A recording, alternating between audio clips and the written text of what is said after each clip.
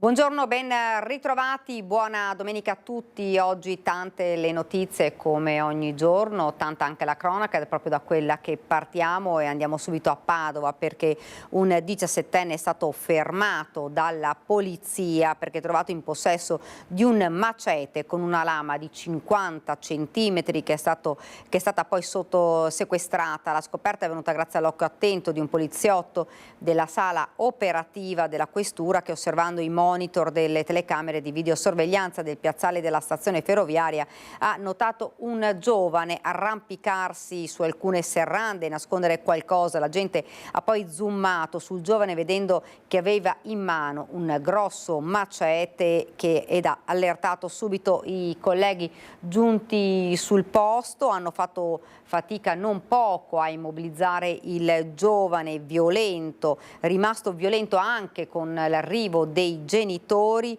Il giovane è stato ovviamente denunciato, l'arma è stata sequestrata e è stato riaffidato ai genitori. Il ragazzo, il questore Odorisio, ha fatto avviare le procedure per l'emissione della misura di prevenzione personale e dell'avviso orale. Dall'inizio dell'anno, fanno sapere da Padova, sono già 112 minori denunciati dalla polizia padovana, di cui 11 arrestati per i più svariati reati che vanno dallo spaccio di droga, risse, aggressioni e rapine. Fra l'altro anche noi ieri abbiamo dato conto di una notizia che arrivava da Treviso, una commessa che è stata picchiata, è stata aggredita da un gruppetto, due ragazze e due ragazzi giovanissimi, sempre tra i 14 e 16 anni, già noti alle forze dell'ordine, che l'hanno aggredita solo perché lei voleva passare lungo una via, ha chiesto il permesso, e questi 4 ragazzini l'hanno picchiata e probabilmente anche rapinata di alcuni oggetti che aveva all'interno della borsa. Poi ovviamente ne parleremo nel corso di questa edizione, ne parleremo anche nel corso del nostro telegiornale. Una notizia: noi a partire dalle 15:30 manderemo in onda in diretta il Palio di Feltre. Al termine del Palio ci sarà il nostro telegiornale, dunque è molto probabile che il telegiornale di Treviso non sarà come siete abituati alle 19:30 solo per oggi, ma proprio al termine del Palio di Feltre, quindi rimanete con noi, guardate il Palio perché è bellissimo, e poi il nostro telegiornale. E noi ora andiamo avanti con la cronaca e siamo sempre a Treviso. Furto nelle chiese, si allunga la lista delle parrocchie prese di mira da quella che potrebbe essere una banda specializzata nei colpi ai danni degli organi. I parroci corrono subito ai ripari con telecamere e sistemi di allarme, ma c'è anche chi ipotizza l'impiego di vigilantes. I furti nelle chiese denunciano davvero una decadenza etica dei nostri tempi e sicuramente, visto che si ripetono, quella di servirsi degli istituti di vigilanza può essere sicuramente una soluzione. Vigilantes a presidiare le chiese. Nelle ultime settimane obiettivo di bande che puntano a rubare le canne degli organi, probabilmente poi per rivenderle. Colpi nel Veneziano. Nella parrocchia di San Trovaso di Preganziolo, dove sono sparite 19 canne dell'antico organo ottocentesco, il parroco ha parlato di danno incalcolabile. A Mogliano, nella chiesa di San Marco Evangelista in Ronzinella, tra giugno e luglio i ladri hanno rubato 20 canne. Le parrocchie corrono ai ripari. Nella frazione di Preganziolo, Don Daniele Bortoletto ha annunciato che farà installare delle telecamere di videosorveglianza, ma nel frattempo ha deciso di rendere le 2 chiese, solitamente sempre aperte, accessibili solamente durante le funzioni religiose. Anche a San Marco Evangelista in Ronzinella, ad ottobre, in occasione dei lavori che interesseranno l'oratorio, verranno installate le telecamere e un sistema di allarme, ma si provvederà anche a chiudere l'organo con delle ante in legno e una serratura antiscasso. Ma a queste misure potrebbe aggiungersi la vigilanza privata con una collaborazione tra parrocchie e comuni. È necessario trovare i giusti termini, poiché il comune, comunque le amministrazioni comunali, avrebbero un beneficio dell'eventuale servizio di vigilantes, specialmente negli orari notturni, mentre i furti nelle chiese si stanno verificando durante il giorno. Un furto che colpisce tutta la comunità di Preganziolo per il valore artistico e culturale del bene che è stato danneggiato. Esprimiamo vicinanza al parroco Don Daniele, con il quale siamo in continuo contatto, dice la sindaca Stocco. Ci impegniamo a dare massima disponibilità per collaborare nelle indagini per arrivare presto all'identificazione dell'autore di questo odioso furto.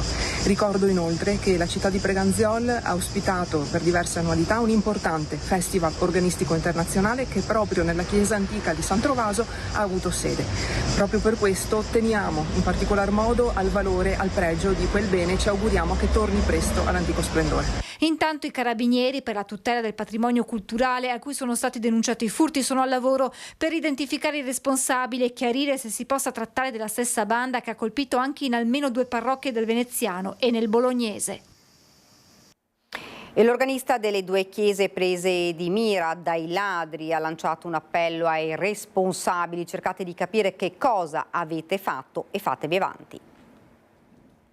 Chiedo a chi sa qualcosa, oppure magari sarebbe proprio il top, il massimo, a colui o a coloro che hanno compiuto questo furto di almeno, non dico di ridare le canne, perché se sono state vendute non si possono più ridare indietro, ma almeno di far sapere qualcosa. Manuel Copertino è l'organista della chiesa di San Trovaso di Preganziole e di San Marco Evangelista in Ronzinella, Mogliano, le 2 parrocchie prese di mira dai ladri. Nella prima, martedì scorso, sono state rubate 19 canne nell'antico organo ottocentesco. Dalla seconda, invece, ne sono sparite 20 in una serie di colpi che sarebbero stati commessi in più giornate, probabilmente sempre di venerdì, quando la chiesa rimane aperta. Le canne mancano qui in questi buchi, diciamo, a cui basta sfilarle, si possono portare via tranquillamente, sono in una lega di stagno e piombo e possono valere tranquillamente, se ben tenute e soprattutto ben fatte, anche 200 euro l'una, soprattutto nell'organo antico dell'altra parrocchia. Mancano qui e anche dall'altra parte.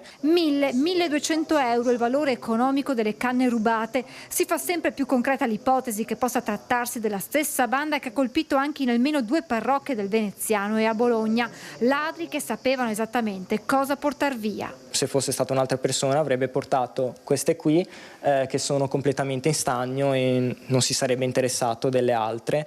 Infatti mancano note specifiche. Tra le ipotesi, quella che chi ha rubato le canne possa rivenderle o assemblarle per creare uno strumento ex novo da mettere sul mercato a prezzi anche elevati. In passato dalla chiesa di San Marco Evangelista erano state rubate 2 statue, mentre le scorse settimane si erano verificati atti di vandalismo con il danneggiamento della pedaliera dell'organo, che almeno fino ad ottobre non sarà utilizzabile, costringendo gli organizzatori a rinviare i concerti che erano in programma tra ottobre e novembre. Però non si può fare niente, appunto, fino a quando non verrà sistemato. Addirittura è stato rotto il motore e le canne di legno del lato dell'organo erano manomesse. Ed ora andiamo invece a Venezia, al Lido, dove ieri c'è stata una tragedia. Ci sono delle novità, ce le racconta il nostro Lorenzo Maio. Lorenzo, buongiorno. Buongiorno Daniela, a te e ai nostri telespettatori, buona domenica. Sì, purtroppo ieri è stata una giornata triste, segnata dal lutto, perché come dicevi giustamente una persona di 72 anni è morta facendo il bagno alla spiaggia del De Ben al Lido di Venezia. I soccorritori sono intervenuti subito, ma purtroppo non c'è stato nulla da fare. Ieri sera abbiamo dato nel TG questa notizia, però dovevamo ancora essere certi delle generalità.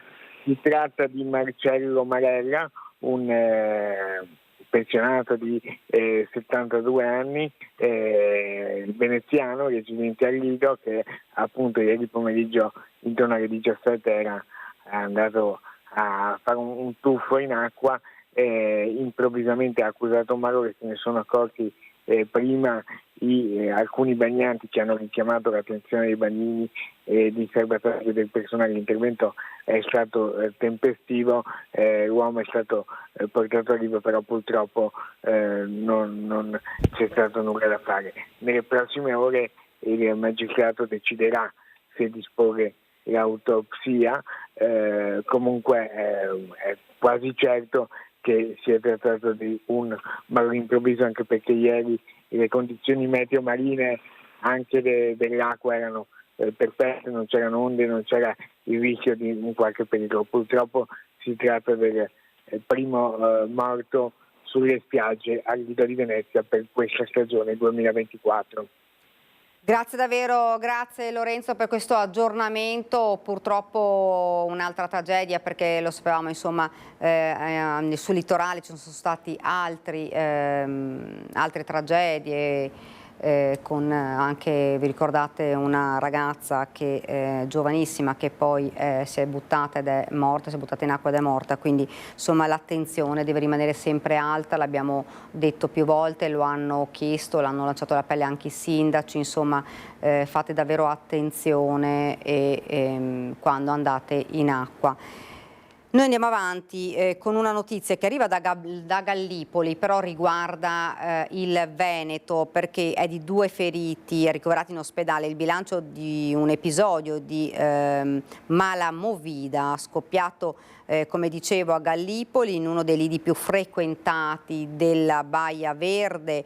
I 2 feriti sono 2 ragazzi padovani che sono stati ricoverati in ospedale con una prognosi di 30 giorni. I 2 avrebbero riferiti di essere stati picchiati dai buttafuori del locale, e sull'accaduto ovviamente indagano gli agenti del locale commissariato di polizia. Dunque 2 giovani padovani ricoverati in ospedale. Ed ora invece andiamo avanti con la cronaca, parliamo della vicenda di Battaglia, di Franco Battaglia, accusato di essere l'assassino di Anica Panfile. L'uomo rimane in carcere, è stata respinta l'istanza presentata dal suo legale Fabio Crea. Il GIP Carlo Colombo ha respinto l'istanza presentata dall'avvocato Fabio Crea, legale di Franco Battaglia. Il 77enne è accusato di aver ucciso Anica Panfile, la 21enne trovata morta nelle acque del Piave a Spresiano. Insomma, il titolare della pescheria El Tiburon rimane in carcere, soddisfatto il legale del compagno della vittima. Ho sentito subito il signor Luigino De Biasi, il quale ha accolto questa notizia con piacere, perché il suo timore era che nell'eventualità venisse revocata la misura detentiva, il signor Battaglia si allontanasse. Ora attendiamo l'udienza di novembre, spiega l'avvocato Fabio Amadio. Intanto il difensore di Franco Battaglia, l'avvocato Fabio Crea, ha annunciato di presentare ricorso al Tribunale del riesame e, se necessario, alla Corte di Cassazione. Il legale nell'istanza aveva argomentato che l'esame autoptico sulla 31enne romena doveva tenersi con la presenza di un consulente nominato dal 77enne. Cosa che non avvenne. La giurisprudenza su questo punto è chiara, aveva spiegato. La persona su cui esistono consistenti sospetti, per quanto non ancora indagato, ha il diritto di nominare un consulente che partecipi all'esame. Le motivazioni del GIP sono chiare. Quando venne condotto l'esame autoptico sulla 31enne, Battaglia non era coinvolto in quello che all'inizio sembrava essere un suicidio. Solo dopo è emersa la verità sulla morte della mamma rumena. Non solo, ma Battaglia al tempo non fu l'unica persona attenzionata dalle forze dell'ordine.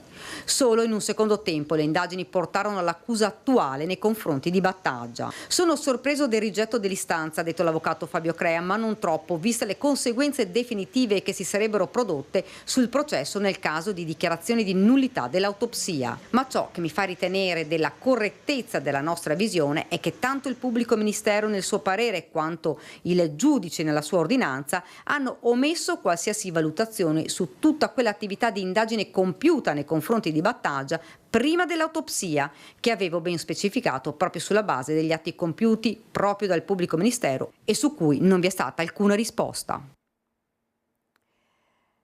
E andiamo sempre con la cronaca. A Padova sono state individuate, già deferite per lesioni aggravate, le 2 persone che hanno aggredito nel tardo pomeriggio di sabato il gestore di un bar di Piazza delle Erbe a Padova e la propria moglie. Gli agenti delle volanti, intervenuti dopo le indicazioni fornite dalle stesse vittime, da un testimone, ma soprattutto grazie al fatto di aver potuto visionare da subito alcune immagini video, hanno dopo appena qualche minuto rintracciato poco distante dal luogo dell'aggressione I due uomini, uno di essi intuendo il motivo del controllo da parte degli agenti, si è avvicinato ammettendo di essere stato lui a spruzzare lo spray al peperoncino. Su richiesta degli agenti l'uomo ha mostrato e poi lo ha consegnato spontaneamente. I due, entrambi padovani residenti in città, sono stati accompagnati in questura per essere identificati. I dati loro precedenti per manifesta ubriachezza, danneggiamento e violenza e resistenza a pubblico ufficiale, il questore di Padova ha già dato disposizioni alla divisione anticrimine di avviare ed istruire i procedimenti per l'ennesima emissione di un provvedimento di divieto di accesso alle aree interessate e di comunque stazionare nelle immediate vicinanze del pubblico esercizio. Ed ora siamo alla politica. La mobilitazione per chiedere le dimissioni del sindaco arriverà fino alla mostra del cinema. Torniamo a parlare ovviamente del caso che ha travolto il Consiglio Comunale, la Giunta Comunale di Venezia. Secondo il consigliere Giovanni Andrea Martini, i comitati e associazioni si stanno già coordinando per portare la protesta alla ribalta internazionale attraverso il festival.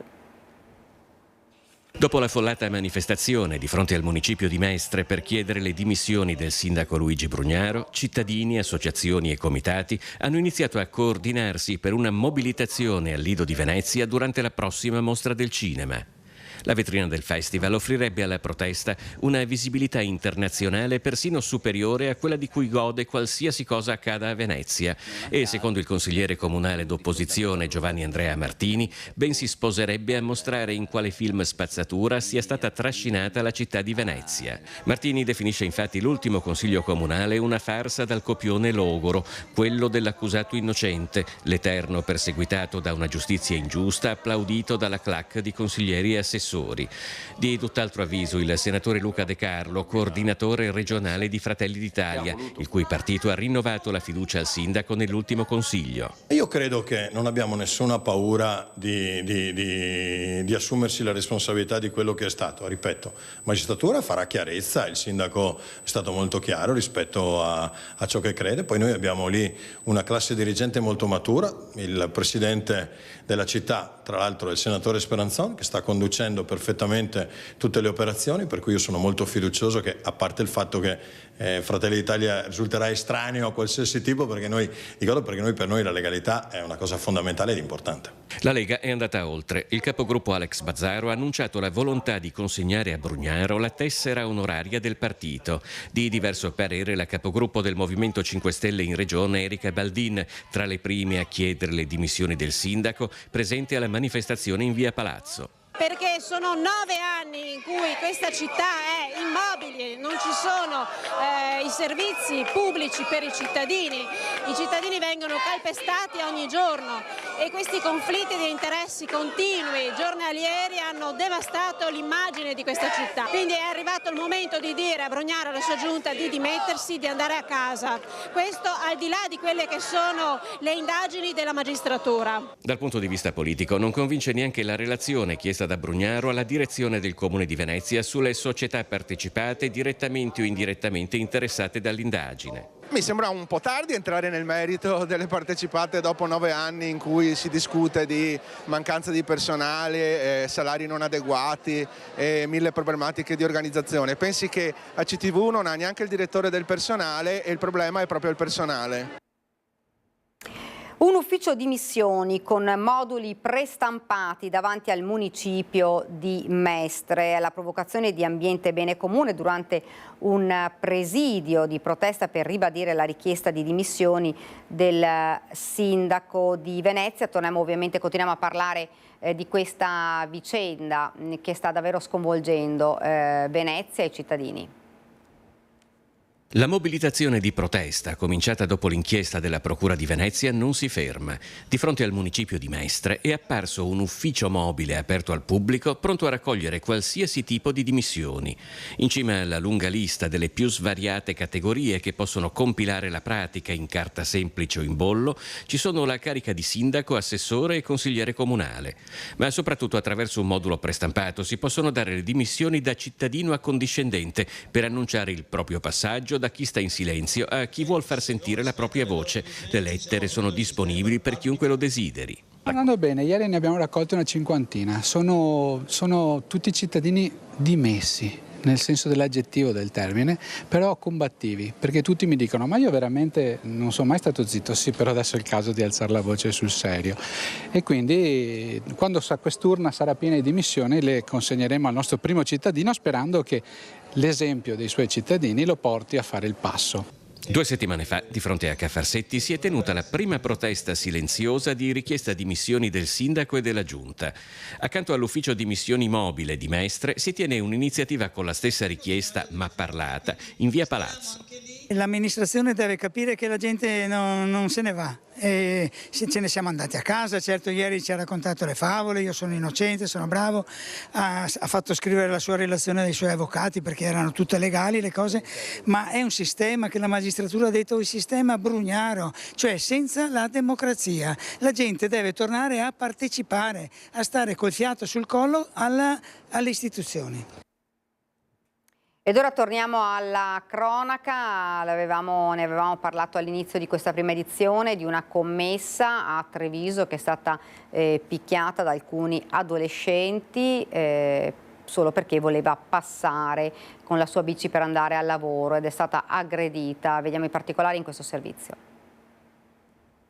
Violente, senza scrupoli, si tratta di 2 o 3 ragazzine che hanno preso per i capelli una commessa colpevole di aver chiesto di poter passare con la bici lungo via Avogari per andare a lavoro. Un'aggressione vista da commercianti e cittadini che ha sconvolto la comunità. Lei è stata aggredita perché non la lasciavano passare sulla via e quindi da non passi a darci il telefono, il portafoglio. Colpita, secondo alcuni testimoni, anche con delle sedie di un bar, strattonate e poi rapinate di alcuni oggetti che aveva nella borsa, forse il cellulare. Erano 2 ragazze, in teoria, dai 14 ai 16 anni massimo, e con loro c'erano dei ragazzi che in teoria non c'entravano nulla.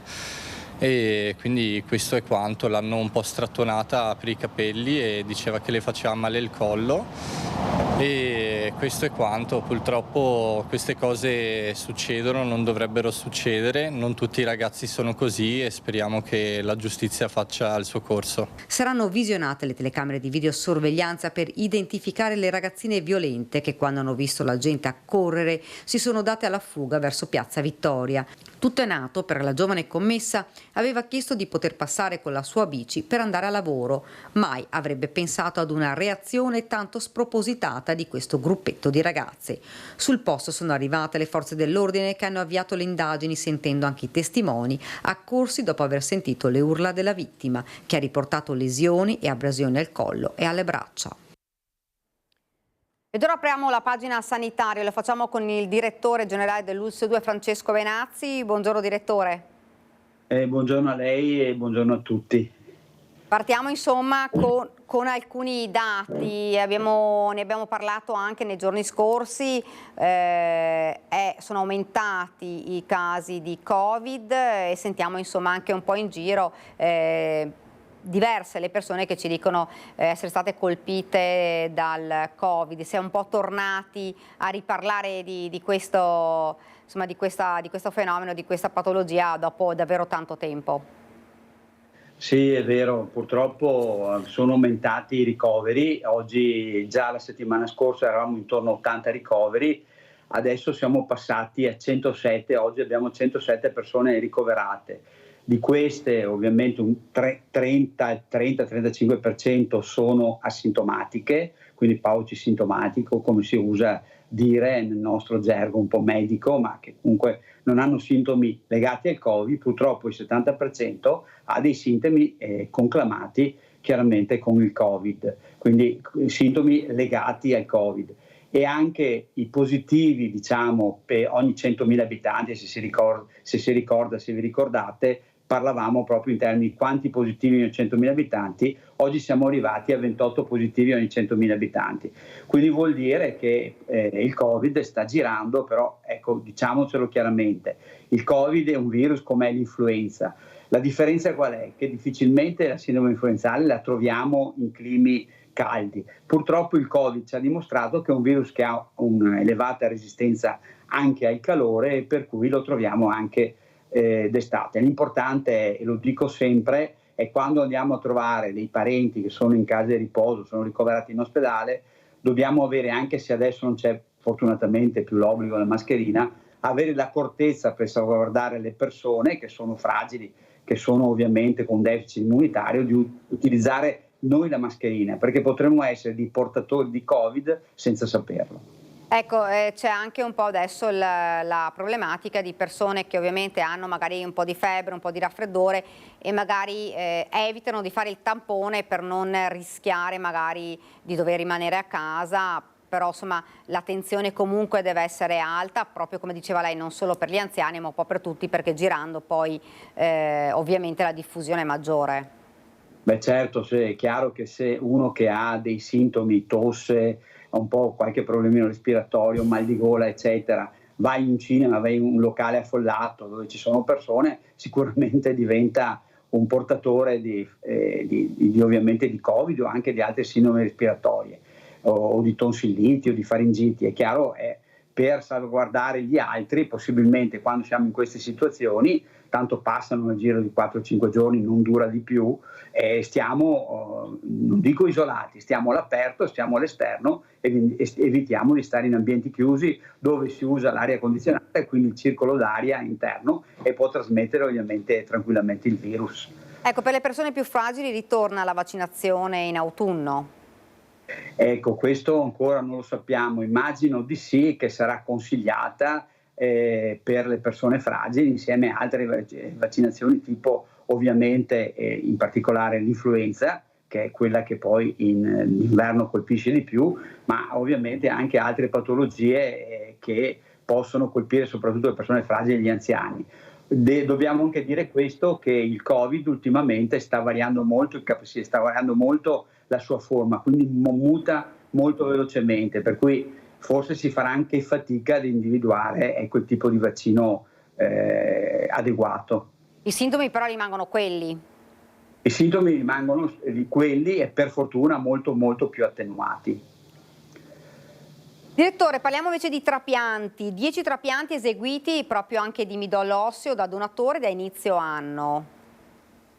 Sì, è devo dire un grande risultato. Io devo ringraziare la Regione che ha creduto in noi, ha creduto nell'US 2 e ha creduto nei professionisti dell'US 2. Devo dire che abbiamo fatto un acquisto importante con la dottoressa Stanzani, che viene da Bologna ed è un'esperta proprio di allotrapianto, di trapianti allogenici, ma anche autologhi.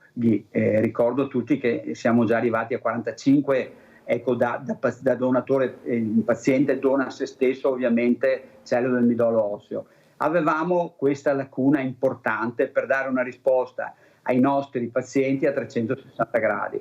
Eravamo costretti, nel momento in cui serviva, che il trapianto chiaramente quello autologo non funzionava, e può succedere che il 40% dei pazienti che hanno avuto il trapianto purtroppo autologo, questo poi non funzioni. Questo succede entro un anno, massimo un anno. E allora questi pazienti hanno bisogno, ovviamente per combattere la malattia, di fare un trapianto di midollo osseo allogenico, quindi da un donatore che si trova nei registri nazionali e internazionali. E anzi ringrazio tutti i donatori perché donano veramente è un atto d'amore verso gli altri. E in questo caso qua eravamo costretti a mandare le persone ovviamente o nelle altre US, quindi Verona e Vicenza, o addirittura i pazienti decidevano di andare in Friuli, ad Udine oppure a Milano. Oggi grazie a questa bellissima novità siamo riusciti non solo a fare un centro dove rispondiamo ai nostri pazienti, ma essere anche riferimento, perché avendo il professor Rodelli, che è il responsabile del centro nazionale dell'Illinois, quindi di Chicago, proprio per quanto riguarda i trapianti, abbiamo un'eccellenza che è stata riconosciuta dal centro trapianti nazionale e regionale, e stiamo andando verso la certificazione GESI, che è la certificazione più importante europea, che hanno pochissimi centri in Europa, proprio per la capacità e la professionalità per fare questa tipologia di trapianti senza avere nessun tipo di problema, cioè di rischio. E questo per me è un grande risultato, e ringrazio veramente tutti i miei collaboratori e dico a tutti i nostri cittadini: guardate, state tranquilli, se noi diciamo sempre non succeda mai, ma dovesse esserci un problema, trovate veramente una risposta importantissima oggi nel centro di Treviso. Ecco, direttore, parlavamo anche di donatori, sappiamo che in estate il problema invece del sangue è un problema sempre, non solo a Treviso ma dappertutto, sempre un'emergenza. Quest'anno come sta andando? Quest'anno sta andando, diciamo, bene, perché devo ringraziare l'Avis, in particolare tutti i donatori dell'Avis e l'Avis provinciale. E loro sono bravissimi. Il nostro centro con la dottoressa Veronese li supporta, però devo dire che abbiamo un Avis provinciale, lo dico io, non lo dicono loro, credo che sia tra i migliori d'Italia, e quindi riescono a raccogliere, grazie a tanti donatori, tantissimo sangue. Quindi per fortuna noi diamo il sangue anche alle altre regioni, il Veneto dà sangue anche alle altre regioni e anche alle altre province. Purtroppo abbiamo visto un innalzarsi di incidenti, soprattutto stradali o comunque anche legati al lavoro, legati ad altre cose, che chiaramente, essendo politraumi, portano a un utilizzo di sangue, di sacche di sangue veramente numerose, per cui il fatto di averle grazie all'Avis, grazie al nostro centro trasfusionale, credo sia una garanzia, perché il sangue salva, cioè il sangue dona la vita ma salva la vita. Ecco, l'appello, direttore, è sempre quello, insomma, di andare assolutamente a donare il sangue anche prima di andare in ferie, perché insomma, come dicevamo prima, è un atto importante, è un atto d'amore che si fa verso le altre persone. Assolutamente sì, soprattutto in questo periodo, perché non riusciamo neanche noi a capirlo, però durante il periodo di ferie c'è meno attenzione da parte delle persone, si sentono più rilassate e quindi gli incidenti aumentano, forse perché c'è maggiore percorrenza lungo le strade, forse perché si fanno delle cose in vacanza, in montagna, eccetera, che naturalmente non faremo mai durante l'anno, e non siamo allenati, e quindi il rischio di fratture, di polifratture, dove il sangue serve molto, perché con interventi molto elaborati, o dove evidentemente interventi chirurgici importanti portano ovviamente a utilizzare il sangue di più dell'altro periodo dell'anno. Ecco, direttore, parlavamo anche di vacanze, invece a livello di caldo questi giorni, a parte insomma le poche ore di maltempo, sono stati giorni davvero caldissimi e i problemi maggiori sono per i bambini ma anche per gli anziani. Avete avuto un aumento di chiamate, di richieste comunque di aiuto? Sì, come ogni anno io ringrazio gli operatori del SUEM, che sono sempre in prima linea, ma anche gli operatori del pronto soccorso, e chiedo scusa ai cittadini se aspettano un po' di più in questo periodo del pronto soccorso, perché purtroppo abbiamo tanti cittadini che, debilitati dal caldo e ovviamente da questo clima, che è un clima direi quasi tropicale, al quale non siamo proprio abituati, poi alla fine arrivano in pronto soccorso magari con codice bianco, dico massimo verde, e devono aspettare, poi vengono idratati e vengono ovviamente rimandati a casa, e quindi i tempi sicuramente si allungheranno. Di avere un attimo di pazienza, perché abbiamo veramente, almeno fino all'altro ieri, abbiamo avuto grandi entrate in pronto soccorso legate soprattutto ai fenomeni del caldo.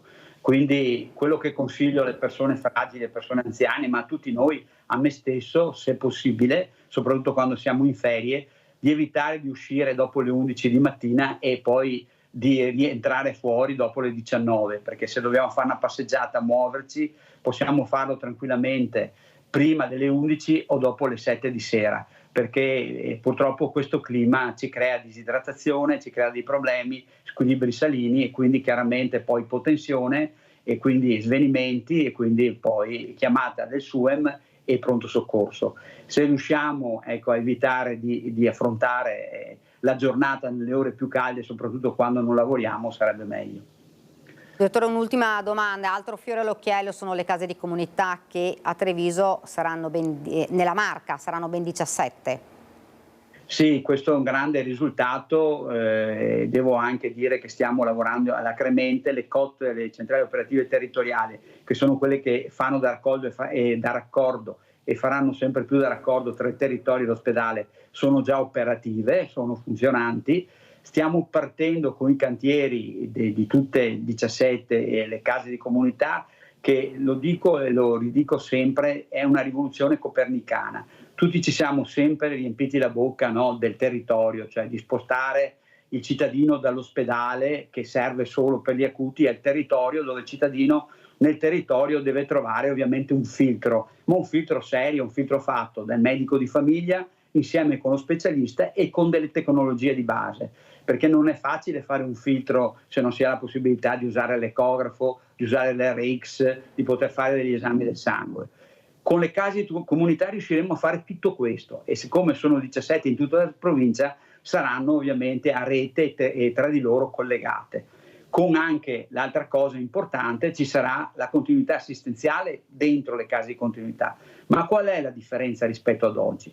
Che avrà un infermiere insieme a loro e quindi ci sarà un infermiere, quindi anche per le terapie, ma soprattutto il medico di continuità assistenziale potrà avere il point of care, il punto di prima cura, si chiama così come lo chiamano in inglese, che stiamo sperimentando. Abbiamo sperimentato col dottor Rigoli nelle case di riposo, dove il medico di continuità assistenziale potrà fare il prelievo alla persona e vedere se ha un problema, qualsiasi tipo di problema, quindi verificare con gli esami del sangue se ha un problema legato a un incipiente infarto, cioè la possibilità di avere un infarto, oppure se ossigena male e quindi ha bisogno ovviamente di fare altre cose, oppure anche di agire sulla terapia, misurando la pressione, vedendo se può aiutare la persona cambiando la terapia. Credo che questa sia veramente una rivoluzione copernicana perché dà la possibilità all'utente di essere visto, soprattutto senza fare grandi code come oggi purtroppo fa in pronto soccorso e soprattutto di avere il medico e una risposta specialistica vicino a casa. Quindi anche l'anziano non dovrà più fare grosse percorrenze finalmente, ma avrà delle risposte perché 17 case di comunità in un territorio come il nostro danno una risposta che il massimo è di 8 km, 7-8 km. Quindi credo che sia veramente una grande cosa. Direttore, quando è che saranno attive? Allora noi abbiamo un obbligo, dico noi, la Regione Veneto e noi a Cascata, che siamo un po' il braccio operativo, abbiamo l'obbligo di chiudere perché il PNR è chiaro, cioè sono soldi che altrimenti poi andremo a perdere entro il marzo del 2026, quindi domani mattina dico, perché stiamo già lavorando come tra di noi come ULSS e con la Regione per già fare le gare per gli acquisti delle tecnologie, dagli ecografi a retinografi eccetera. Stiamo già cercando infermieri, li stiamo preparando per essere gli infermieri di comunità, delle case di comunità, faranno un corso di 3 mesi e la Regione sta predisponendo i corsi, quindi tutto il prima di entrare quando i muri saranno pronti, lo stiamo facendo, ma per non perdere i soldi dovremo fare tutto entro marzo. Quindi stiamo lavorando alacremente, anche se qualche volta o sovrintendenza dei monumenti o qualche altro ente ci dice dovete fare qualcosa in più e quindi si perde un po' di tempo, però insomma in qualche modo faremo lo stesso. Direttore, la ringrazio davvero. Grazie a lei, grazie a voi e buona giornata e buona domenica. Grazie anche a lei, buona domenica. Prima di andare in pubblicità, la notizia che questa mattina, approfittando di un varco nelle nubi, l'elicottero del soccorso alpino Falco 2 è riuscito a raggiungere la piazzola del rifugio in civetta per recuperare un escursionista che si era fatto male già ieri risalendo la ferrata degli Alleghesi. Il 52enne di Sant'Ambrogio di Valpolicella in provincia di Verona aveva riportato una probabile lussazione alla spalla ed era arrivato al rifugio dove però non era stato possibile ultimare il soccorso con l'elicottero per il muro delle nuvole. Oggi il personale di soccorso alpino della Val di Zoldo e un'infermiera erano pronti per essere trasportati più in alto possibile per poi completare a piedi la salita. L'ambulanza è potuta entrare, ha imbarcato l'infortunato e così lo ha trasportato all'ospedale di Belluno. Ci fermiamo qualche istante di pubblicità, poi di nuovo qua in studio.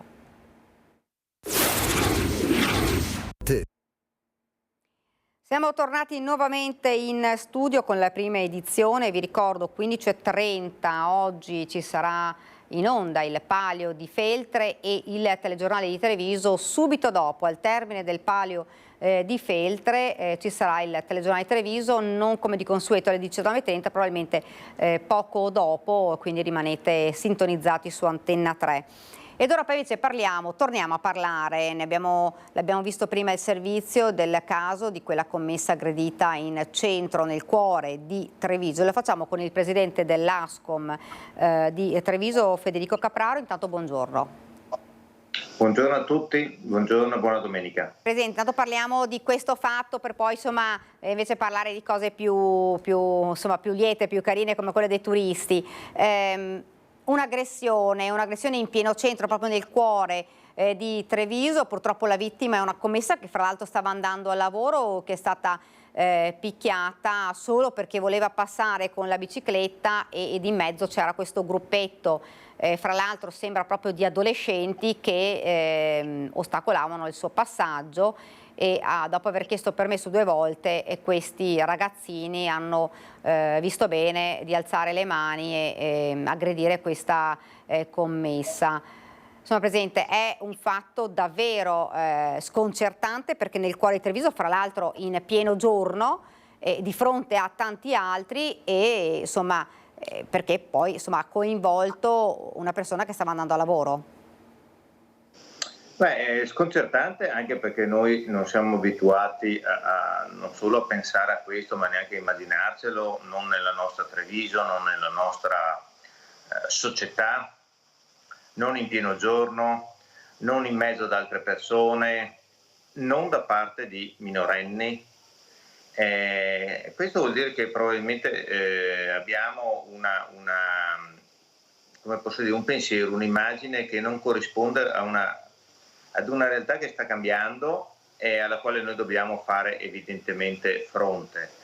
C'è un tema di sicurezza, c'è un tema di percezione della sicurezza, c'è un tema sociale, dobbiamo capire anche come fare a prevenire in termini di sociali, culturali, questo tipo di fenomeni che stanno aumentando, non solo da noi, perché poi le cronache dei giornali in altri capoluoghi di provincia riportano, ahimè, le stesse situazioni, ma non ha importanza ciò che succede d'altra parte, ha importanza ciò che succede a casa nostra, se vogliamo concentrarci su questo. Allora interventi sicuramente di maggior presidio sono necessari. Poi si capisce che non è più una questione neanche di zone, no? di ambiti poco presidiati, perché quello di cui stiamo parlando è evidentemente frequentato. Allora bisogna fare un ragionamento più ampio che esca dalle logiche del commercio, che esca dalle logiche della sicurezza nel centro storico, ma che evidentemente comprenda famiglie, comunità, scuole, educazione, anche forze dell'ordine, anche interventi, evidentemente anche soluzioni di maggior sicurezza, perché è chiaro che oggi le telecamere ci permettono probabilmente di scoprire gli autori di questi fatti, ma poi bisogna intervenire, bisogna anche reprimere, perché se da un lato dobbiamo, ripeto, prevenire, dall'altro dobbiamo poi trovare i percorsi perché queste cose non succedano. È disarmante, più che preoccupante è disarmante.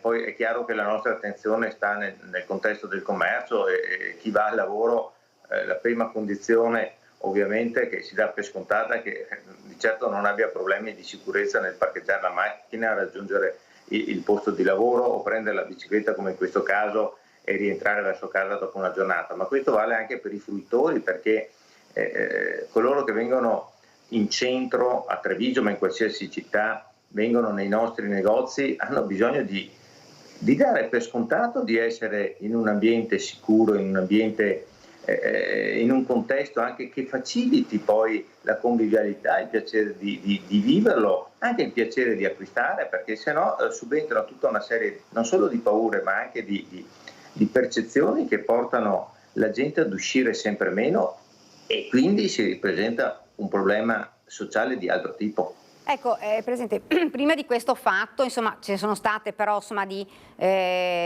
purtroppo di episodi violenti che hanno coinvolto giovani, non giovani, insomma, in centro, lo ricordiamo anche poco tempo fa, con dei ragazzini che avevano alzato le mani su una signora, sempre fra l'altro che passava in bicicletta, quindi insomma è una situazione difficile, ma si percepisce secondo lei da parte dei commercianti anche un po' il timore adesso? Perché ci sono zone che dicono sono insomma un po' più preoccupanti e lo sappiamo quali sono, ormai insomma, ne abbiamo parlato davvero spesso in città.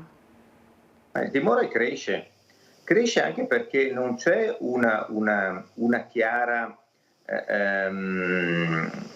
non dico una chiara spiegazione a questo, però non si riesce a identificare il problema. Si parlava mesi fa delle baby gang, quindi di queste bande di giovanissimi che si scontrano tra loro per ragioni probabilmente, non so, di dinamiche di rapporti tra queste realtà. Oggi però vale questo come vale anche il fatto che senza che ci sia una baby gang ci sono semplicemente 1, 2, 3 ragazzini che non hanno timore di nulla, non hanno riguardo di nulla, non hanno neanche timore di ciò che può, delle conseguenze, oltre a non avere la responsabilità di ciò che può succedere ad altre persone, ma non hanno neanche il timore delle conseguenze che possono subire facendo certi atti e quindi non c'è più rispetto per nessuno, per la persona, per la legge. Ecco, questo io credo che intimorisca, preoccupi e come si dice prima lascia anche spiazzati.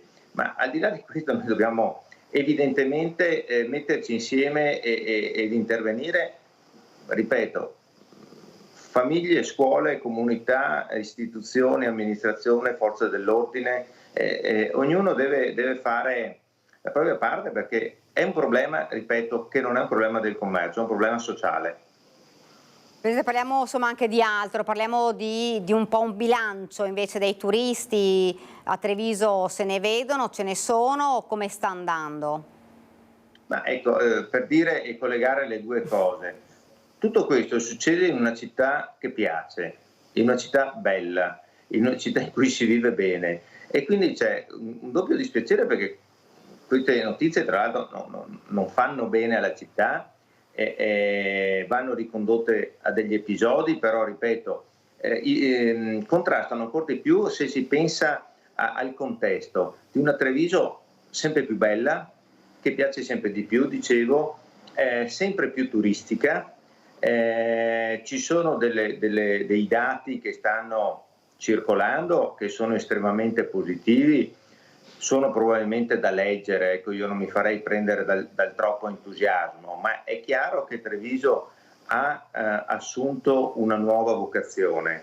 Era una città della manifattura, era una città dei servizi, oggi è sicuramente anche una città turistica. Quindi vuol dire che siamo stati bravi a costruire un'ulteriore economia sulla quale basare uno sviluppo futuro, sulla quale basare delle opportunità economiche per i giovani, per i cittadini, per le aziende del territorio e quindi far aumentare anche la ricchezza in termini non solo economici, anche in termini sociali, in termini culturali. Sono questi i mesi nei quali le presenze straniere la fanno da padrone, ma vuol dire che uno straniero che parte da casa e viene a Treviso o anche a Treviso mette in competizione Treviso con un altro sacco di mete straordinarie in Italia, eppure sceglie Treviso.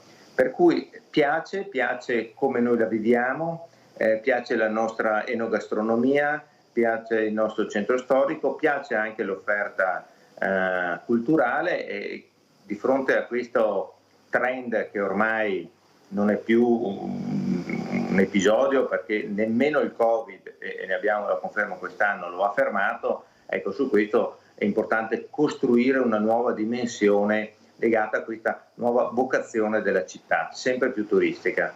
E è un'accezione positiva questo, perché è un qualcosa che mancava, quindi vuol dire che siamo riusciti a creare un altro ambito, un altro comparto nel quale la città si può esprimere. Ecco, fra l'altro, insomma, diciamolo, il fatto anche che arrivano i turisti è importante anche per il commercio, perché ovviamente è tutto un po' legato. Ma il turismo è ovunque un volano per il commercio, perché poi il turista ha bisogno dei servizi, li acquista, li deve trovare di qualità, ma poi a sua volta li alimenta, anche perché tutti noi quando siamo turisti, ma in ogni caso appunto stiamo parlando dei turisti, hanno una propensione alla spesa maggiore rispetto ai residenti, perché sono in un momento, in un contesto particolare nel quale è chiaro che si è più appunto propensi ad acquistare, si è più liberi, si è più piacevolmente coinvolti in una realtà da scoprire, per cui si scoprono i prodotti tipici. Questi sono anche i periodi dello shopping legati ai saldi, e quindi anche avere un turismo che viene in città facilita anche questo tipo di acquisto, perché poi Made in Italy e l'abbigliamento italiano è comunque un fiore all'occhiello per tutti, per cui sono tutti aspetti che sono estremamente positivi. Ecco, come sta andando anche l'aspetto dei saldi? Noi abbiamo registrato per il comparto dell'abbigliamento un altro anno difficile, quest'anno la stagione intesa proprio nel tempo dal punto di vista meteorologico ha condizionato tantissimo, un'estate che è partita molto in ritardo, e quindi quest'anno i saldi servivano anche per recuperare una stagione che probabilmente non è andata come si pensava, e in parte così è successo, questo recupero è avvenuto. Certo che è sicuramente un settore che oggi ha bisogno di una particolare attenzione anche da parte nostra, perché stanno cambiando tutta una serie di abitudini di consumi.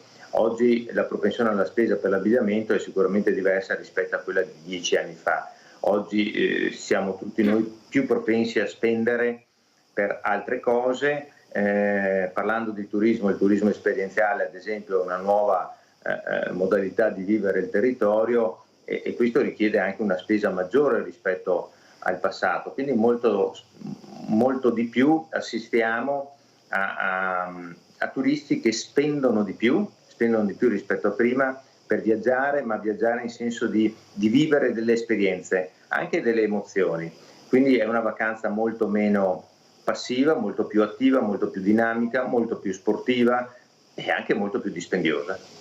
Senta, un ultimo argomento, poi la lascio, è quello del marketing territoriale. C'è un piano, quello di avere una regia comune, unica? Abbiamo presenziato questo appunto annuncio da parte dell'amministrazione comunale di Treviso, in particolare dell'assessore Di Gregorio, di questo piano di marketing. È un piano, innanzitutto, facciamo un ragionamento molto generale. Per fare le cose è fondamentale avere un piano, e quindi è un segno per noi molto importante sapere che c'è la volontà di avere una regia unica e soprattutto di avere un piano, anche questo usciamo dalle logiche politiche che abbiamo vissuto nell'ultimo periodo, un piano che è oltre i confini della città, e questo è estremamente positivo, e oltre i tempi di scadenza del mandato amministrativo, e anche questo è un ulteriore passo avanti. Per noi è proprio ciò che serve, anche perché in un piano di marketing territoriale è fondamentale trovare l'equilibrio tra tutte le componenti, quindi i grandi eventi che servono necessariamente per richiamare l'attenzione sul nostro territorio, le manifestazioni che anche quelle servono per animarlo, ma anche la quotidianità, anche tutti quegli aspetti, come noi diciamo, che devono far vivere Treviso dal lunedì al venerdì. Ecco, per noi è fondamentale poter collaborare a questo piano, lo guardiamo anche con grandi aspettative, e siamo ovviamente al fianco dell'amministrazione a disposizione per dare il nostro contributo. Presidente, io la ringrazio davvero. Grazie a voi, buon lavoro e buona domenica. Grazie anche a lei, buona domenica. Noi ora riprendiamo invece con la cronaca e andiamo però a Bassano per parlare insomma di un furto, davvero un grosso furto a Cassola. Non si esclude che sia proprio un furto su commissione per l'assalto alla DB. Sentiamo. È ancora in corso di quantificazione l'ammontare del bottino trafugato la notte tra giovedì e venerdì dalla DB di Cassola, dove un comando da almeno 6 uomini è entrato in azione sfondando con un caterpillar i 2 cancelli di ingresso e il portone blindato di accesso al laboratorio di catene d'argento e oro. Poco prima del colpo avevano rubato 2 caterpillar da una ditta edile di Romano Dezzelino e una betoniera da un cantiere di Castion di Loria, 2 dei mezzi usati assieme a inferriate d'acciaio per bloccare la strada principale Via Grande e poter agire indisturbati. 13 minuti il tempo impiegato per sfondare, entrare, rubare e scappare, passando sui binari della vicina ferrovia. I danni provocati dall'assalto sono assai ingenti, si parla di centinaia di migliaia di euro tra macchinari e impianti andati distrutti dalla furia dell'azione dei malviventi.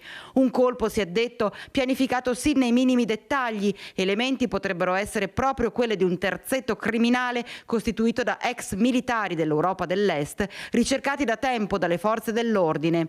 Non si esclude, visto l'aumento dell'utilizzo dell'argento, soprattutto nell'industria medica, elettronica e informatica, che si tratti di un furto su commissione. Ed ora invece andiamo nella Marca. Nello stesso giorno al via la campagna estiva di Lega e Fratelli d'Italia per spiegare ai cittadini i benefici dell'autonomia, quasi un duello a distanza nel costante braccio di ferro tra gli alleati in vista delle regionali 2025. Gazebo da una parte con il colore verde del Carroccio, gazebo dall'altra sotto le insegne di Giorgia Meloni. Obiettivo: spiegare ai cittadini i benefici dell'autonomia.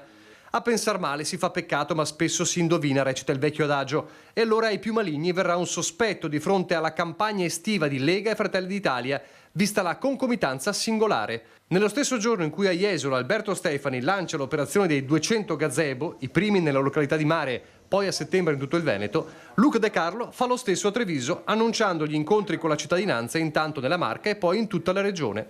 E se è vero che i meloniani puntano a spiegare anche le altre riforme del governo, premierato, fisco e giustizia, è altrettanto chiaro che quello con la Lega sembra l'ennesimo sgomitare per attribuirsi i meriti della legge Calderoli, magari pensando alle regionali 2025. De Carlo nicchia, ma non rinuncia alle precisazioni. Mi risulta che facciamo parte della stessa maggioranza, cioè quella maggioranza che ha approvato l'autonomia.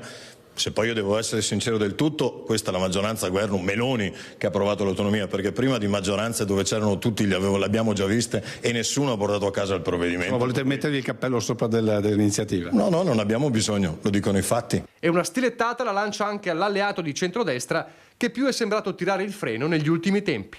Oggi tutte le forze devono andare in piazza, anche Forza Italia deve scendere in piazza a spiegare la bontà di quello che abbiamo fatto, perché abbiamo fatto tutto con il governo di centrodestra, lo abbiamo fatto assieme, non l'abbiamo fatto l'uno contro l'altro. Semmai sono gli altri che devono andare in piazza a spiegare perché l'autonomia andava bene prima e non va bene adesso che l'abbiamo fatta noi.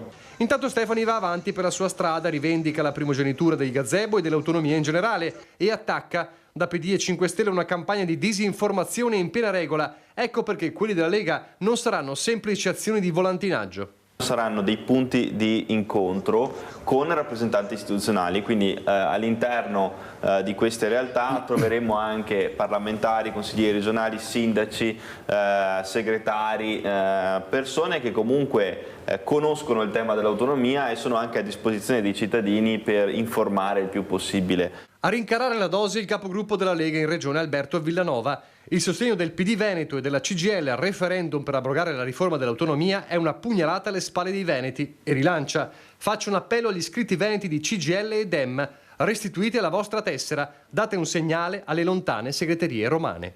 Nel frattempo, alla lunga distanza, l'obiettivo del centrodestra pare quello di dare il via a una campagna di non voto nel caso il referendum abrogativo passasse tutte le vidimazioni del caso. Se non si raggiunge il quorum del 50% degli elettori, quindi se chi è contrario al referendum e quindi è a favore dell'autonomia non va a votare, per dirla in maniera molto semplice, il referendum non passa e quindi la legge sull'autonomia resta in vigore. È ovvio che anche da parte nostra serve una mobilitazione importante per spiegare l'utilità dell'autonomia e quindi in questo caso l'ipotesi di non andare a votare. E in un referendum abrogativo non andare a votare equivale a votare no, ma questa è tattica. A me interessa la strategia con la quale noi dobbiamo spiegare ai nostri cittadini la bontà di questa riforma e come pensiamo poi di declinarla sui territori. Ed il vertice di Fratelli d'Italia Casugana è servito anche per fare il punto sulla polemica continua tra l'assessore meloniano alle attività produttive Rosanna Vettoretti e commercianti, e se il presidente della Commissione Commercio in Senato Luca De Carlo sarà a disposizione delle associazioni di categoria. Fa riflettere che sul tavolo di mediazione tra attività del centro storico e residenti non ci sia il comune. Ha sentito il sindaco per il caso Vettoretti? No, perché è una questione amministrativa, non è una questione politica. L'aria, ma più probabilmente le ferie d'agosto, hanno sopito le polemiche tra commercianti e assessorato alle attività produttive sulle iniziative promozionali per Treviso.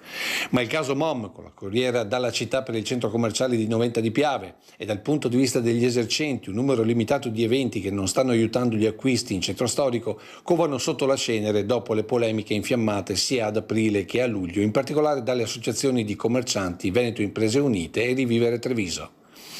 Critiche pronte a rinfocolarsi con il ritorno settembrino, anche se il coordinatore provinciale di Fratelli d'Italia blinda l'assessore Rosanna Vettoretti. L'assessore sta lavorando ormai da un anno, è ovvio che non si possono accontentare tutti, è ovvio che qualcuno non sia soddisfatto perché in questo periodo non solo a Treviso ma anche in altre realtà ci sono casi simili. È ovvio che quando uno amministra può scontentare qualcuno, è ovvio però che noi siamo a disposizione sempre per confrontarci. Confronto che avverrà quasi sicuramente con l'autunno e con i commercianti che nel frattempo stanno affrontando un altro storico problema del centro di Treviso, la convivenza tra residenti e attività che tengono aperto fino a tarda serata. Quello che con FIPE stiamo cercando di fare è un tavolo, è una sorta di organo di mediazione tra quindi questi residenti e questi pubblici esercizi al fine di preservare l'obiettivo principale dell'esercente, che è quello sostanzialmente di dare anche un bene collettivo oltre che un'attività specifica. E fa pensare non poco che a questo tavolo non ci sia il comune, altro segnale da parte delle attività produttive che non può non far riflettere Casugana. Per questo il coordinatore provinciale di Fratelli d'Italia rilancia con un'altra proposta ai commercianti. Organizzerete un momento di incontro? Assolutamente, se loro riterranno opportuno che questo incontro si possa fare, noi siamo a disposizione, a partire proprio dal senatore, per cercare di confrontarci, per cercare di ascoltare e per cercare appunto di trovare delle soluzioni. Senatore Luca De Carlo, presidente della commissione, per cercare di ascoltare e per cercare appunto di trovare delle soluzioni proprio che vadano incontro alle esigenze dei commercianti. Bene, ora ci fermiamo per qualche istante di pubblicità, poi torniamo nuovamente qui in studio per l'ultima parte di questa nostra prima edizione.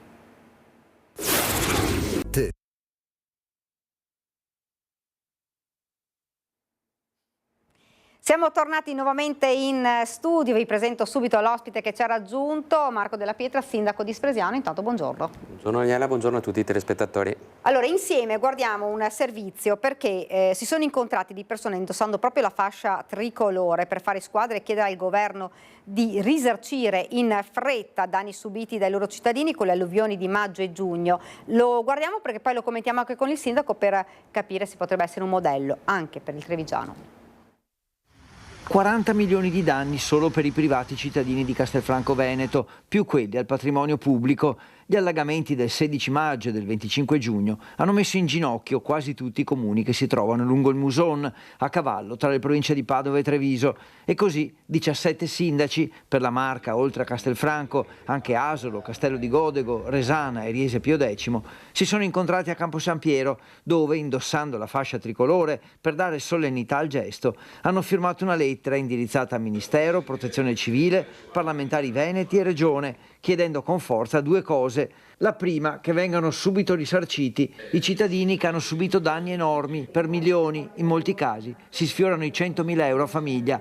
La seconda richiesta è per i lavori di messa in sicurezza definitiva. Chiediamo che oltre alla somma urgenza vengano anche velocizzati attraverso il commissariamento che è tipico dell'emergenza, altri lavori che sono necessari per la nostra messa in sicurezza. Nello specifico vasche di laminazione, cito quella di Spineda a nord di Castelfranco, lavori sugli argini e anche altri lavori lungo l'alveo. A Castelfranco nessuno dimenticherà mai la pioggia impressionante o Piazza Giorgione sotto a 50 cm d'acqua. Ogni qualvolta si vede una nuvola all'orizzonte di Castelfranco Veneto sale l'ansia, no? Perché l'imprevedibile è successo 2 volte e quindi non si può più parlare di qualcosa di imprevedibile. Bisogna lavorare per creare delle infrastrutture su tutta l'asta. E quindi io a nord stiamo lavorando e chiedo venga lavorato anche a sud e non solo sul Museo ma anche su altri canali, su altri fiumi, mi citano il Marzenego piuttosto che il Dese, in modo tale che la Venale possa scaricare le proprie acque lì e conseguentemente non caricare il Museo. Ora questi sindaci si troveranno a intervalli regolari per mettere pressione agli enti superiori e dare risposte veloci ai loro cittadini. Sindaco, risposte veloci ai cittadini. Abbiamo visto, insomma, qui parliamo del maltempo di maggio e giugno, ma abbiamo visto anche nei giorni scorsi, insomma, davvero vento che ha creato problemi alle abitazioni, non solo, ma anche abbiamo visto alberi spezzati sulla Ponte Bana, che è una delle strade, insomma, dove c'è la più alta circolazione di auto. Insomma, una situazione difficile. Servono queste iniziative? Io credo che tutte le iniziative che coinvolgano più attori siano importanti, mai come in questi casi l'unione fa la forza. È vero che anche il singolo sindaco un po' di forza ce l'ha, ma io vorrei ricordare ai cittadini che per quanto riguarda i danni ai privati, anche il comune può essere un semplice mezzo. Non è il modo, è il mezzo, nel senso che anche noi ci interfacciamo agli enti sovraordinati e cerchiamo di dare una mano. Io mi auguro che i cittadini di quali si parlava nel servizio vengano risarciti il più presto possibile, ma mi auguro anche che chi ha subito danni negli anni passati, perché ricordiamoci non è il primo anno che assistiamo a un certo tipo di eventi atmosferici, possano essere risarciti di quanto subito, perché a oggi non so se siano stati risarciti tutti anche per gli eventi passati, quindi assolutamente questi subito, ma cerchiamo anche di salvaguardare chi ha subito i danni prima e magari non è stato risarcito. Ecco, purtroppo questi episodi, l'abbiamo detto ormai spesso, sono episodi continui, non è più un maltempo straordinario, perché sta diventando paradossalmente eventi che sono quasi ordinari, nel senso che succedono molto più spesso, l'abbiamo detto per cambiamento climatico, però insomma anche nell'ultimo acquazzone, nell'ultimo maltempo, Spresiano insomma ha dovuto imboccarsi le maniche, ecco. Noi abbiamo fatto, il primo mi pare fosse il 14 di luglio, non voglio dire una fesseria, comunque il venerdì, e abbiamo avuto diverse alberature e qualche problema. Poi avevamo appena finito di raccogliere, o quasi finito di raccogliere, quanto avevamo tagliato in precedenza, è arrivato quello della domenica notte e anche lì alcune alberature sono state sradicate, e poi l'ultimo invece ha visto solamente dei New Jersey e delle parti in plastica del cantiere della nuova rotatoria sulla Ponte Bana essere spostati, e allora lì siamo intervenuti subito e abbiamo risolto. Io approfitto, so che sembra retorica, ma non lo è, per ringraziare tutti gli uomini della Protezione Civile, i Vigili del Fuoco, i Carabinieri, tutti i volontari, anche le persone comuni che hanno dato una mano, e anche le ditte che lavorano per il comune, nonché la mia squadra che è scesa in strada subito, perché effettivamente anche qui se non ci fosse unione nel sistemare le cose si sarebbe andato avanti molto più a lungo. E allo stesso momento tiro le orecchie a chi invece continua ad addossare colpe alle manutenzioni oppure al comune quando accadono certe cose. Gli eventi straordinari, ahimè, creano disagi, e se ci si lamenta invece che rimboccarsi le maniche vuol dire essere brutte persone e sciacalli. Ecco, mi stava anticipando una domanda. Proprio nel nell'ultimo evento di Maltempo, dove l'abbiamo visto, insomma, è caduto anche un albero, l'albero storico, quello degli alpini di Conegliano. Si diceva con il sindaco di Conegliano, diceva insomma adesso cercheremo di fare un po' una valutazione su tutte le alberature del territorio, finisco anche, e non solo, ma chiederemo anche ai cittadini di valutare magari i grossi arbusti, insomma quegli alberi che potrebbero magari poi creare problemi. Abbiamo visto anche alberi di privati che sono caduti nelle strade o nei pali della luce. Ecco, questa situazione ad esempio a Spresiano lo avete già fatto? È già stato fatto? Allora, innanzitutto non volevo interrompere, No. Era un tipo un sì, è una cosa, stavo quotando quello che stavo dicendo. No, allora, è una cosa che si deve fare ciclicamente, perché comunque le piante hanno uno sviluppo che non consente di catalogarle una volta e poi finita lì, bisogna comunque farlo nei tempi previsti. Noi l'abbiamo fatto per quanto riguarda alcune piante di patrimonio comunale, specie quelli in Villa Sina. A Villa Sina abbiamo un parco monumentale per cui abbiamo un agronomo che proprio ci dice, no, in che modo anche agire. E fatalità, l'albero che è caduto in Pontebana era uno di quelli, per dire, ed era un albero sano, però al di là di questo si cerca sempre di più di dare un controllo costante a quelle che sono le alberature. Poi anche lì è un po', diciamo, è una disputa tra chi poi vede sempre interventi scellerati sugli alberi, certo, e chi invece li vorrebbe radere al suolo, no? Allora si deve cercare di trovare un equilibrio. È vero che noi sul nostro possiamo fare quello che vogliamo, sul privato si può fare molto meno, nel senso che forse lanciare un appello magari? Assolutamente sì, ma noi allora, gran parte degli alberi che sono caduti durante gli episodi di maltempo di questi giorni sono alberi privati.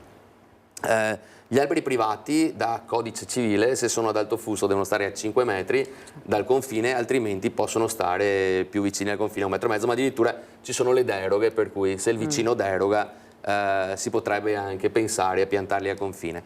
Molto spesso si pianta così, a caso, e quando si compra la casa si pianta un alberello che è alto 1,5 metri, poi a distanza di 20 anni è alto 30 metri. Allora lì si tratta di avere buon senso, il comune può invitare però ragazzi, un'alberatura di largo fusto, alta 30 metri, piantata a 5 metri dal confine, capite bene che se dovesse cadere cade addosso alla casa o cade addosso, insomma non ci vuole tanto, a meno che uno non abbia distanze abissali dalla casa al confine il vicinante, per cui lì si tratta davvero di avere buon senso, di cercare di mantenere curate le proprie piante, di manutenerle anche se costa molto, perché c'è da dire anche questo, non è impresa di poco conto proprio a livello economico, però ecco, avere sicuramente un'assicurazione che copra in caso di sinistro, e comunque insomma cercare sempre di avere un'accortezza in più, perché mano a mano che si va avanti questi fenomeni non sono più sporadici ma diventano strutturali. C'è da dire anche un'altra cosa, perdonami, mi riprendo un minuto perché è importante, anche a livello di costruzioni, a livello costruttivo, bisogna cominciare a pensare diversamente. Ormai i tubi che abbiamo nei nostri paesi, nelle nostre città, i tubi di scolo dell'acqua, per lo scolo dell'acqua, non sono più sufficienti a tenere l'acqua che viene giù. Sono tubi da 10-12 centimetri, adesso bisognerebbe cominciare a costruire pensando anche a delle portate un po' più larghe. È chiaro che costa di più, però magari ecco, si eviterebbero ulteriori problematiche. Poi dopo anche lì si sta presto a dire il tombino è occluso perché il sindaco non lo pulisce, però in realtà non è proprio così, e anche lì l'invito è ai proprietari terrieri che sono contigui ai pozzetti o alle strade di non eliminare i canali di scolo dei propri campi per piantare magari un filare di vigneti in più, e soprattutto insomma di evitare che la parte del terreno colpita poi cada in strada e vada a otturare i tombini. Lo avete tutte oggi. Certo, Sindaco, che oggi come oggi diventa veramente difficile riuscire a prevenire certi eventi, perché l'abbiamo visto, quando meno te l'aspetti, dal caldo, dai 40 gradi a un acquazzone, ma fra l'altro con venti che sembrano quasi trombe d'aria, davvero è repentino questo cambiamento, per cui abbiamo sentito anche tempo fa l'assessore ci diceva, alla protezione civile Bottacin diceva che ormai sono eventi climatici, sono questi eventi climatici che sono in cambiamento e sono ormai repentini, difficili, impossibili da prevenire, e quindi purtroppo effettivamente bisognerebbe ripensare un po' quando si costruisce proprio in funzione di questo, ecco. Sì, andrebbe fatto un cambiamento che però doveva essere programmatico probabilmente. Forse non si pensava a questo ma in prima. tante cose, sai, non è solo questo. Purtroppo spesso quando si amministra non si guarda più in là del proprio naso, cosa che invece è necessario fare, e quindi talvolta le scelte possono parere le peggiori nel momento contingente, ma poi a lungo termine diventano quelle migliori. Noi adesso abbiamo a che fare con un sistema di alberature soprattutto e di verde che diventa problematico, e quando non è problematico in maniera così evidente come quando arriva appunto un grosso evento atmosferico, lo può essere anche per esempio nel semplice taglio dell'erba, che con i caldi e con le piogge non è più immediato, ecco, come poteva essere in precedenza.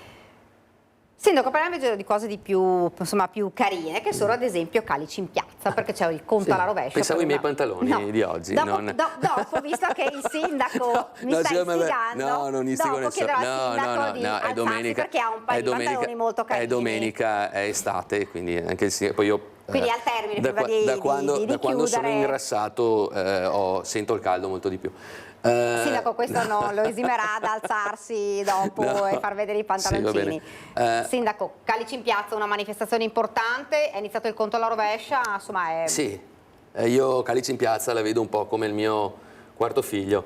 Adesso, a parte gli scherzi, è stata una manifestazione che abbiamo voluto fortemente, io, tutta la squadra, l'assessore De Lazzari, l'assessore Mestriner in maniera particolare, e dal primo anno che siamo stati eletti abbiamo deciso di farla. Quindi abbiamo saltato forse un'edizione per il Covid, e quindi siamo all'8ª, non edizione. Sempre un grande successo, perché di fatto è il primo evento di un certo tipo che viene fatto in un'area che non è proprio produttrice, o meglio, è produttrice sì di vino, ma magari non come altre zone che si prestano di più, magari non c'è una cantina sociale, però devo dire che è sempre un grande successo, c'è sempre molto fermento, e quindi anche quest'anno, il 24 e 25, mi pare che siano sabato e venerdì e sabato, ci saranno questi 2 giorni e non vediamo l'ora.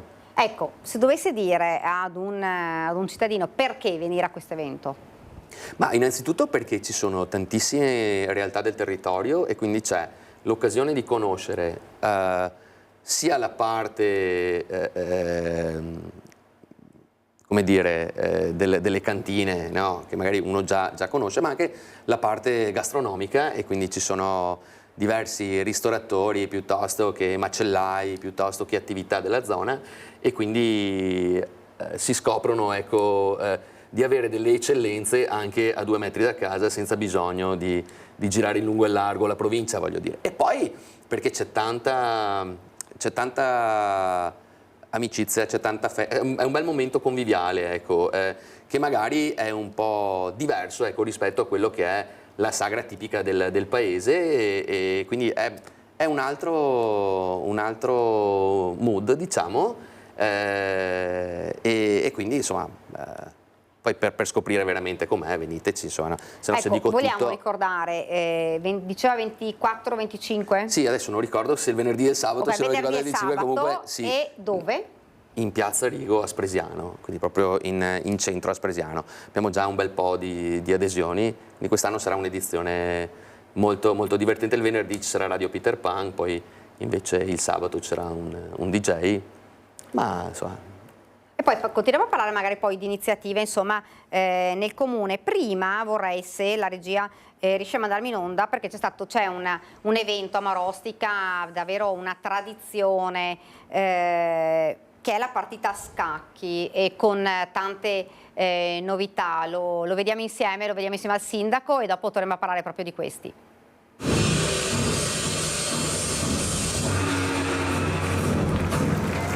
Manca un mese alla partita a scacchi a personaggi viventi di Marostica, in programma i prossimi 6, 7 e 8 settembre nella suggestiva cornice della storica piazza. Fervono i preparativi. Cosa c'è da aspettarsi per questa 101esima edizione? Ma un'edizione che sarà più frizzante, con delle innovazioni nel nostro spettacolo, con l'inserimento di una collaborazione con l'Accademia del Teatro La Scala di Milano e con il nuovo coreografo Massimiliano Volpini, conosciuto da tutti come il coreografo di Roberto Bolle, che ha il compito un po' di movimentare le masse nello spettacolo. Ma non solo, tanti costumi come quelli che vedete qui al nostro fianco, tessuti impreziositi da tessuti fatti a mano dalla manifattura Bevilacqua di Venezia, cristalli e perle Swarovski e tanta maestria delle nostre sarte. Tra l'altro questa è anche la 70esima edizione che porta la firma del grande regista Vucetich, e proprio a lui volete dedicare una mostra. Sì, abbiamo in collaborazione con i Musei Civici di Vicenza, apriamo una mostra nel segno di Vucetich, si chiamerà dal 23 agosto e rimarrà aperta per 4 mesi, una mostra che va a spiegare appunto l'eclettismo con il segno di questo meraviglioso artista che ha generato questa meraviglia che è la partita a scacchi di Marostica. Uno spettacolo teatrale unico nel suo genere, famoso e apprezzato in tutto il mondo, grazie anche all'attenzione posta a ogni minimo particolare, a cominciare dai costumi. Per aumentare quello che è il livello qualitativo dello spettacolo non possiamo che continuare con il filone storico della costruzione e della realizzazione dei costumi. Quindi ogni dettaglio è stato seguito centimetro per centimetro. E allora che la bellezza vada in scena. Ed è subito leggenda. Insomma, un appuntamento davvero da non perdere, ma anche iniziative importanti a Spresiano, perché c'è anche una rievocazione storica a Spresiano.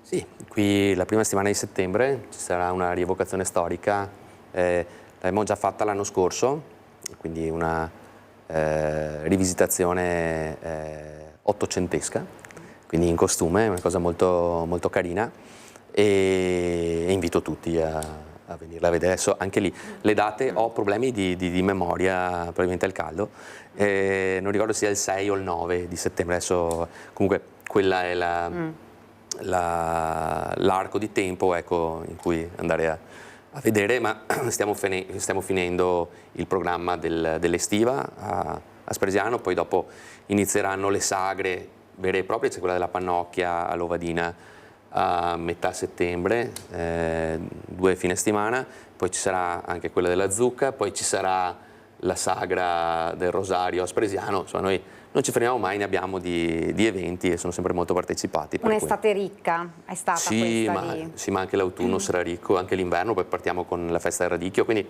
no, ce n'è. Poi insomma, sono tradizioni, è anche bello vedere che ieri c'è stata la festa degli uomini. Noi facciamo tante cose. La festa degli uomini. Sì. E cosa avete fatto? No, niente, allora, nella località di Calessani c'è questa usanza che il primo sabato dopo la festa degli uomini ci si trova con un po' di persone e si mangia allo spiedo. Io purtroppo ieri non mi sono fermato a pranzo perché avevo da fare dei matrimoni, ma solitamente mi fermo e devo dire che Antonello, grande organizzatore, c'era un centinaio di persone, insomma. Sindaco, quanto è importante avere in un territorio tutte queste iniziative che poi coinvolgono i cittadini che fanno parte, insomma, di una comunità? Perché a volte si dice magari nei paesi c'è poco, nei comuni si fa poco, invece a Spresiano, insomma, si fa. No, beh, allora quelli che dicono che si fa poco sono gli stessi che si lamentano dei tombini otturati o delle piastrelle rotte o delle luci che non funzionano e non fanno assolutamente nulla, nemmeno magari sono iscritti a qualche associazione, no?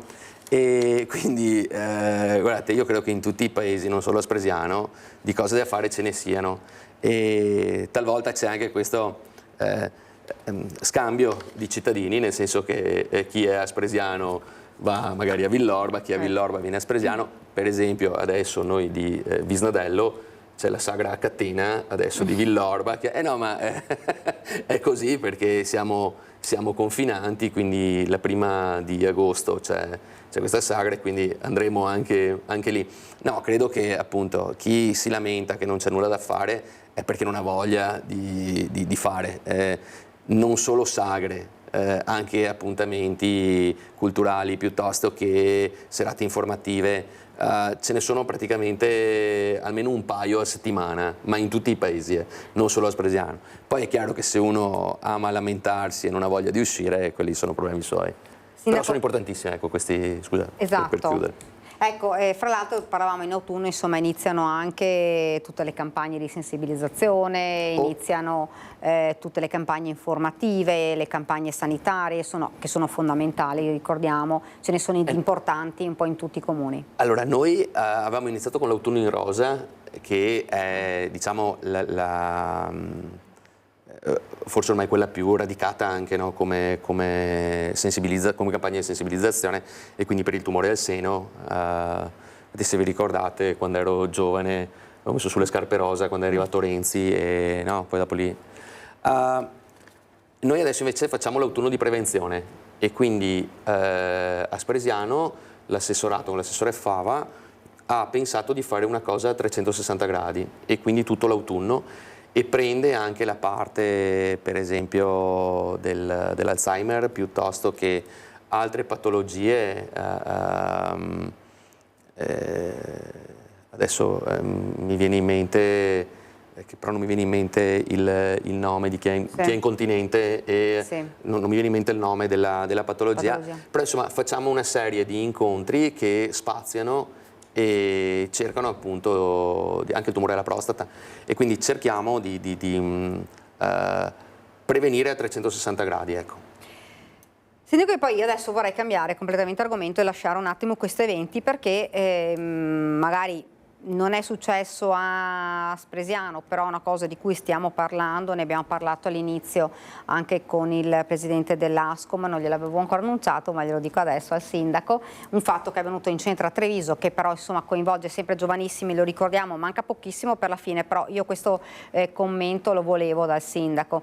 Una commessa che è stata picchiata da un gruppetto di ragazzini, si parla sempre di adolescenti, commessa che stava andando al lavoro, abbiamo sentito il presidente dell'Ascom che diceva insomma sale la preoccupazione, dice siamo davvero allucinati per quello che sta avvenendo, è successo a Treviso ma questo potrebbe succedere in qualsiasi comune.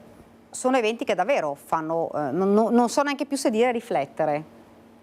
Ma guardate, io credo che specie nell'ambiente dei ragazzi bisogna cercare di fare di tutto e di più, lo stiamo già facendo però forse non basta. Bisognerebbe magari avere un po' più di collaborazione da parte di tutti, le famiglie in primis, che molto spesso non sanno nemmeno, no, che tipo di comportamento tengano i propri figli al di fuori delle mura domestiche. Però sì, è ora che venga messo un punto, ecco, a certe situazioni. La violenza non si giustifica mai e quindi non proprio è una cosa al di fuori di ogni così, pensiero, no? E è certo che sì, c'è preoccupazione e anche questi fenomeni qua sono un po' come il tempo, se prima erano una tantum adesso accadono molto spesso, sì, ed è molto grave, ecco. E chiudo con questo, sindaco, tante iniziative, e mi collego proprio con questo, tante iniziative proprio per coinvolgere maggiormente i giovani in iniziative che siano insomma positive e magari li possano... Assolutamente sì, questa è una cosa che stiamo facendo tutti i comuni e facciamo dei progetti. Allora, Spresiano è da anni capofila per quanto riguarda il progetto sulle politiche giovanili finanziato dalla Regione, quindi ci siamo dentro a pieno, stiamo costruendo una rete con gli altri comuni e anche dei passaggi itineranti in modo tale che si faccia un po' dappertutto, magari laboratori, vi dico cosa abbiamo fatto, laboratori di parkour piuttosto che di graffiti, piuttosto che di DJ, cose che possano tenere i ragazzi impegnati, possono divertirli, facciano fare quello che amano fare e li togliamo da certe situazioni.